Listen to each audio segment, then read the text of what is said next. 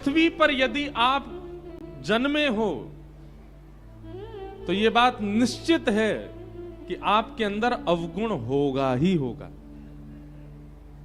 चाहे वो कोई वक्ता हो, चाहे वो कोई मठाधीश हो, चाहे वो कितना भी बड़ा वेदज्ञ हो, चाहे वो कितना भी बड़ा नेता हो, चाहे कोई भी क्यों ना हो, इस संसार में यदि हम घूम रहे हैं, जन्म लेकर के विचरण कर रहे हैं, इस गुरुत्वाकर्षण में हम लोग चिपके हुए हैं, तो इसका मतलब यह निश्चित है कि हमारे अंदर अवगुण है। कोई सर्वगुण संपन्न नहीं है इस संसार में, सबके अंदर अवगुण होते हैं। गुण ज्यादा होते हैं तो स्वर्ग में रहा जाता है। अगर हम लोग अवगुण रहित हो जाएं, हमारे सारे अवगुण नष्ट हो जाएं, तो पृथ्वी का गुरुत्वाकर्षण हमको पकड़ नहीं पाएगा, हम उड़ने लगेंगे आकाश में।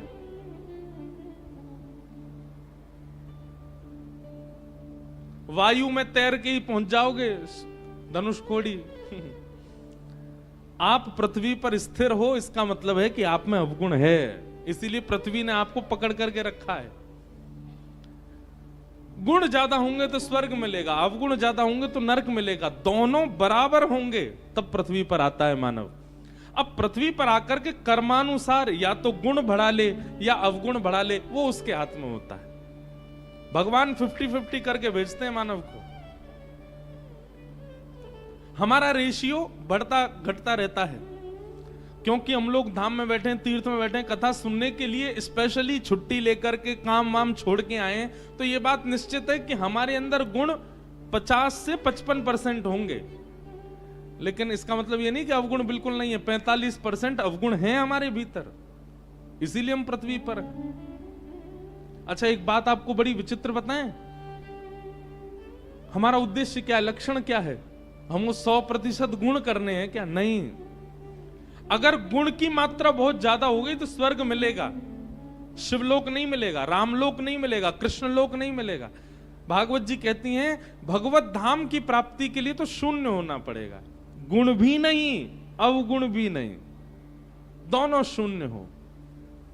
आप कहोगे ये कैसे संभव होगा? स्वयं भगवान बताते हैं, असहाय की सहायता करके, परोपकार करके अपने पापों को कम करो। दूसरों की सहायता करने से पाप कम होते हैं, और उपस्थित भोग भोगने से, जैसे ब्याह कर लिया, धन हो गया तो गाड़ी खरीद ली, बढ़िया घर बना लिया, ये उपस्थित भोग हैं। इन उपस्थित भोगों को भोगने से पुण्य कम होते हैं। अब आप कहोगे ये शून्य हो गए, ये कैसे पता चले? जित देखूं उतित श्याम मई है, जिसको देखो उसमें ही राम जी दिखने लग जाएं, जिसको देखो उसमें ही गुण दिखने लग जाए, समझ जाना पाप और पुण्य दोनों शून्य हो गए। बहुत विस्तृत